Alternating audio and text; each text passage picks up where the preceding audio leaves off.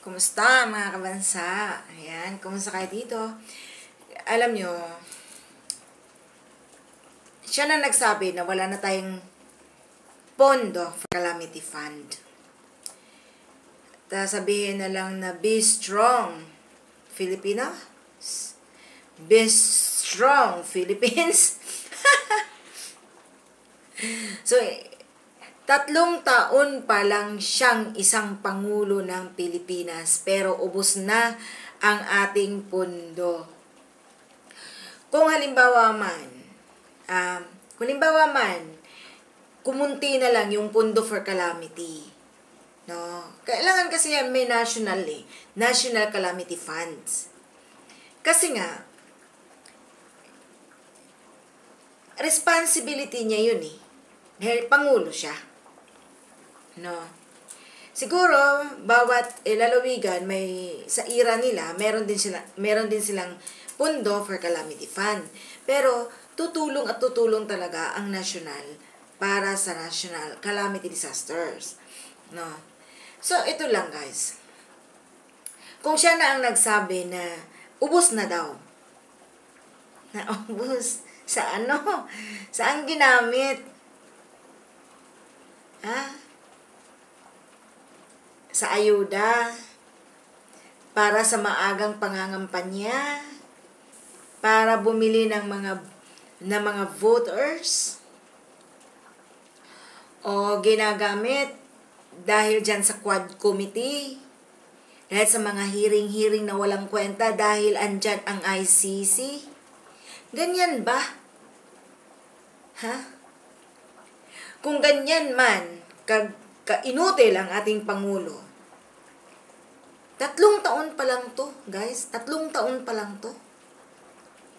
Pero ganito na tayo kasaid. Ang maayo para sa iya, mas maayo pang munaog na lang siya sa iyang posisyon bilang isang Pangulo, kay wala may klaro. Anong gagawin mo sa isang Pangulo na inutil? Walay gibuhat, kundi nakatunganga, kukuya-kuyakoy, at hinahayaan ang pera doon kay Martin Romualdez at doon sa mga crocodile, sa mga buaya doon sa Congress. Ang ginagamit nila sa pera. No? Kabalo ba mo kung unsa kalisod na para ba ng kuan? Mura na siya og kanang imo ganing kuko nga namatay. Yung patay ang kuko mo. Kung paano buhayin. Ang tagal ilang taon pa yan makarecover yung namatay mong kuko. Parang ganun ang mangyayari sa bansa natin ngayon. Dahil saan siya kukuha ng pangpalit dun sa pera at pundo na inubos nila na wala tayong alam kung saan napupunta. Tapos magbabayad tayo ng ganitong kalaking utang. 16 trillion. Yun lang ang alam ko. Baka meron pa. 3 taon pa lang siya. Hindi pa mauubos yung 3 taon niya. 2 taon manahigit pa lang yan. Pero ganyan ang nangyayari sa bansa natin. At sasabihin niya, sa 3 taon na nagiging presidente ka, ungas. Sasabihin mong ubos na. Wala na tayong pundo. Kamu nga mga loyalista, kung ako sa inyo, kamu na lang ang mag-istorya sa inyo ang presidenteng inutil na bumaba na siya sa kanyang posisyon. Ayaw na lang pagpatuga-tuga Bongbong Marcos. Kung dili man nimo kaya, naog. Ihatag sa tao nga kahibalo mo manage sa bansa. Kaysa imong ipamanage sa imong asawang walang kwenta o sa imong igagaw nga si Martin Romualdez na isang buaya. Kamong mga taga Tacloban, kung ibalik pa na ninyo din grabe naman siguro di mo ka makasabot sa kong inistoryahan. Bisaya naman jud ni. Hinawat pa unta nga dili na ninyo butuhan, nga dili na makabalik ng Martin Romualdez. Kita niyo, pati asawa niya nasa DSWD, samantalang ang gamit nila is yun lang kanilang party list. Kung pinopolitika ang pera ng bansa natin, ganun talaga. Wala gina sila pagmahal sa to ang mga kapwa natong Pilipino. Mo ginay mahitabo. Wala gina sila magmahal sa atong mga kaigsuunang Pilipino. Ang ilaha lang purbida, kwarta lang. Kay kibalo naman ta, guys. Alam naman natin since pa sa tatay niya, ano ang tawag sa kanila? Magnanakaw. 'Di ba? Kaya yun naman pala. Masakit man sabihin na isa rin ako na nanghihikayat na iboto yan.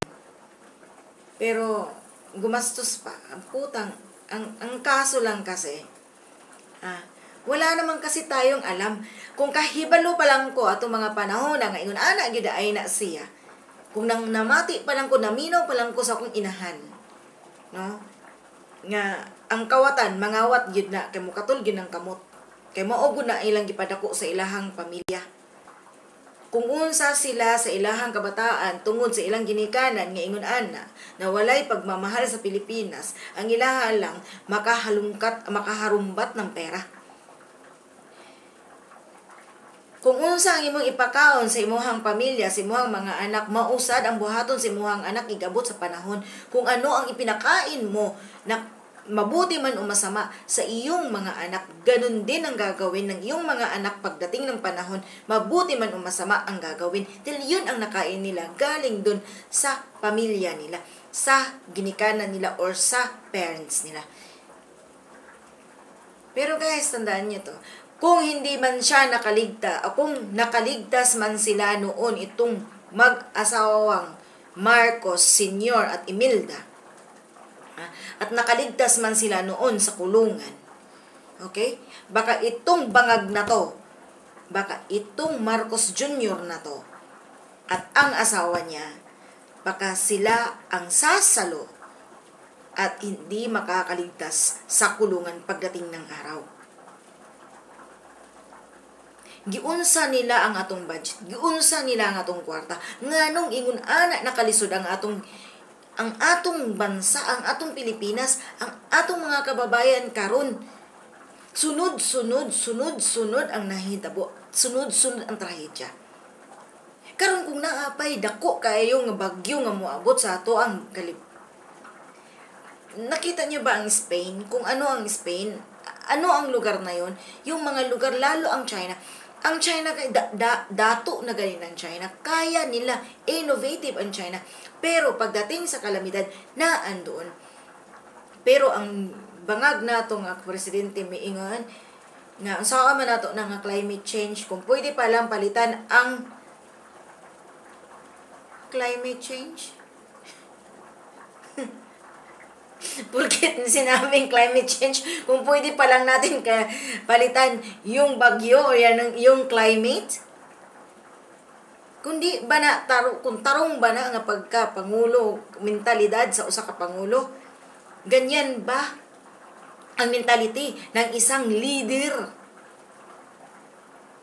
Kasi nga, ano ba talaga ang purpose niya? Bakit naandyan siya? Ang balikan kung anong gawain ng kanyang ama at ina sa panahon nila? Ganoon ba yon? At maghihiganti sa ating mga Pilipino? Iyang paiyak-iyak ni Lisa Tanas, putang nakakasuka. Pero inubos na nila ang pera natin. Nasaan ang pera ng Maharlika? Nasaan ang pera ng agriculture? Nasaan ang pera na nakuha na nila sa PhilHealth na hindi na nakabalik? Nasaan ang mga pera na mga inutang nila? Pati dun sa gold na reserve. Nasaan ang mga pera? Anong nangyayari sa mga pera na binabudget nila for flood control? Baka naman meron pang natira. At sa ayuda. Bakit puro ayuda sa mga wala?